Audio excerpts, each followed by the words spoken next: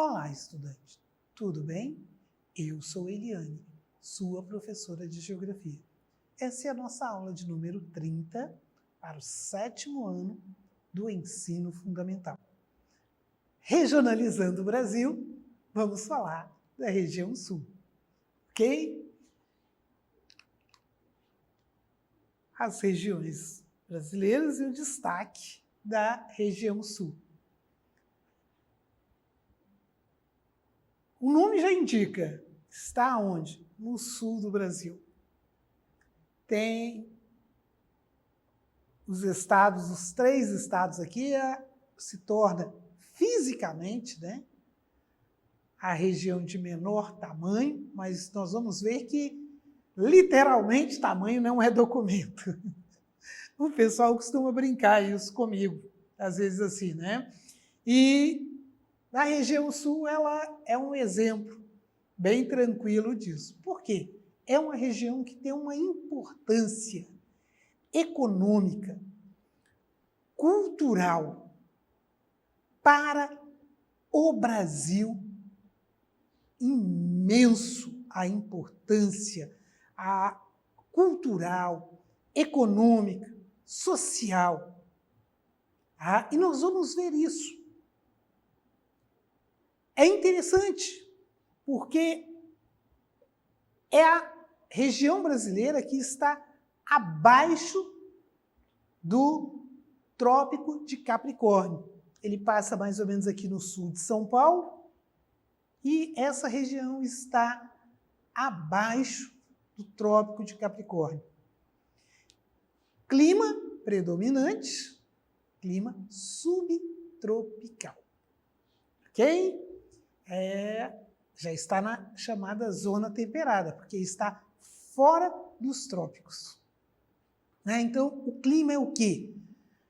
Tem a característica principal do clima da região sul é diferente do nosso, que para nós temos inverno, com temperatura um pouco mais baixa, valadarense é 15 dias, tudo bem, brincadeira, e verão.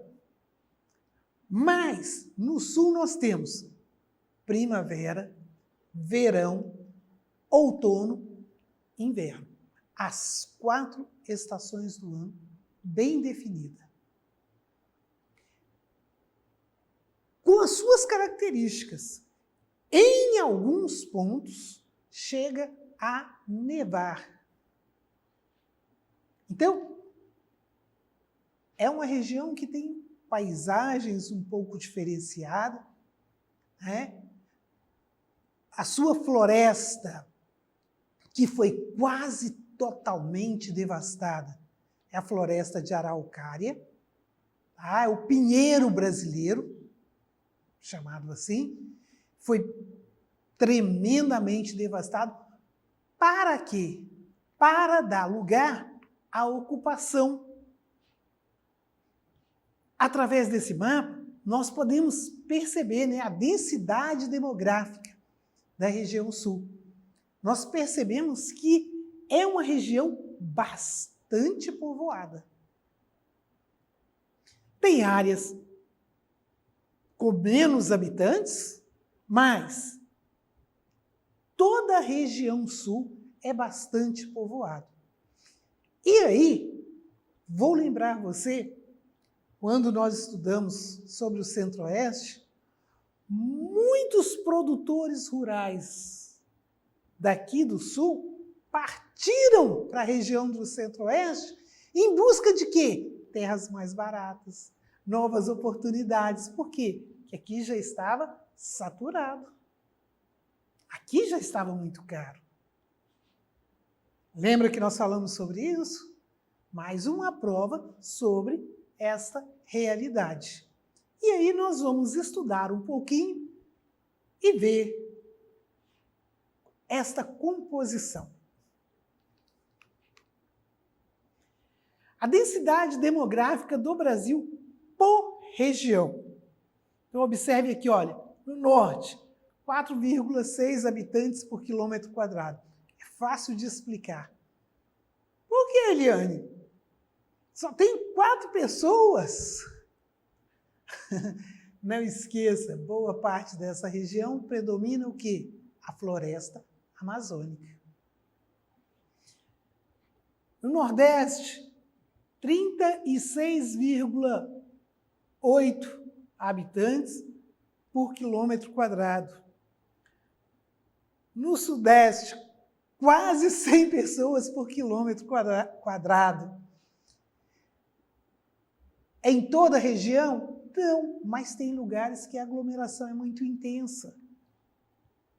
No Sul, 51 pessoas, 51,4 habitantes por quilômetro quadrado. No Centro-Oeste nós já falamos. Então, o que isso mostra para a gente? Que a região Sul é muito importante. Em densidade demográfica, ela perde apenas para o Sudeste. Apesar de ser pequena fisicamente, né, o seu tamanho, nós vemos que a densidade demográfica é o número da população dividido pela área. Lembra dessa fórmula? Pega o número total de habitantes e divide pela área. Tá certo? Aqui, aproximadamente 51,4 habitantes por quilômetro quadrado. Que é o que você vê nesse mapa aqui. Mais à frente, nós vamos voltar nesse mapa. As cidades com maior população e densidade demográfica são Curitiba e Porto Alegre. As capitais, respectivamente, né, do Rio Grande do Sul do Paraná e do Rio Grande do Sul.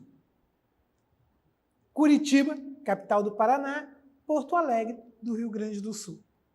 Corrigi? Então, tá bom.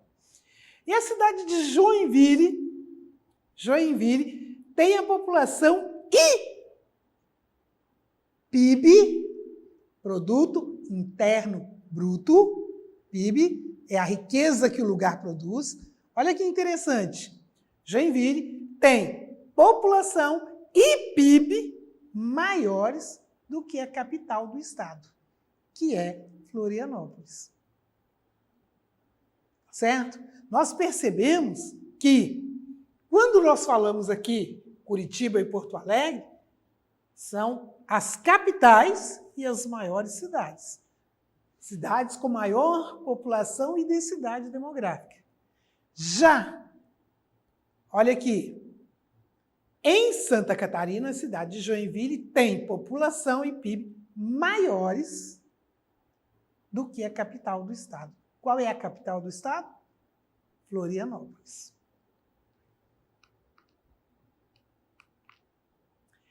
Assim como nas outras regiões do país, a população da região sul é predominantemente urbana.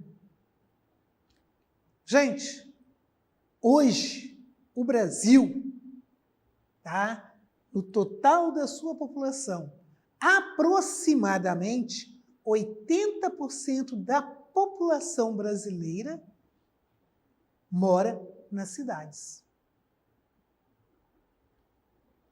No campo, mais ou menos 20%. Olha que interessante, na década de 30, pesquisem isso, 70% da população estava no campo, era rural. Até a década de 30, o Brasil era praticamente um país agrícola.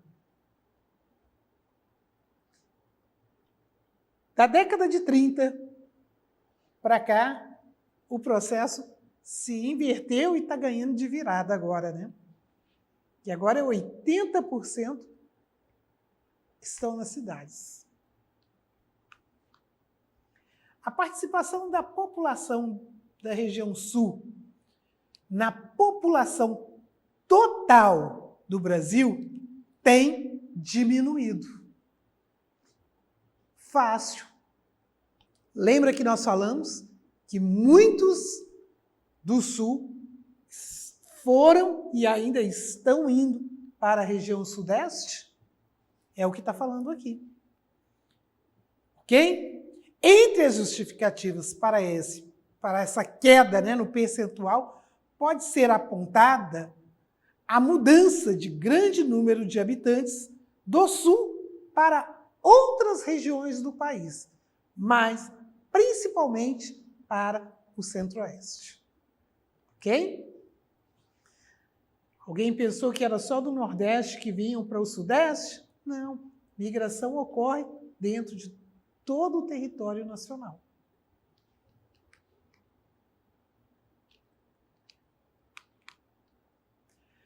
Aí nós vamos ver, tá, algumas expressões que são utilizadas no Sul que são bem diferentes para nós. Os tropeiros, não é feijão tropeiro não, tá, pessoal? Os tropeiros, das tropas, são responsáveis eram, né, responsáveis pelo transporte através das mulas, tá? Charque, carne bovina salgada e seca ao sol. Invernada, pasto destinado à engorda de gado. Nós falamos que a charque é a carne bovina e invernada, tá? É o pasto destinado à engorda do gado. Estância, grande propriedade rural, que normalmente nós usamos a expressão fazendas, ou fazenda, tá? E associada à criação extensiva de gado. Então, são nomes diferentes, por quê? Nós vamos ver que a colonização no Sul, ela foi um pouco diferenciada.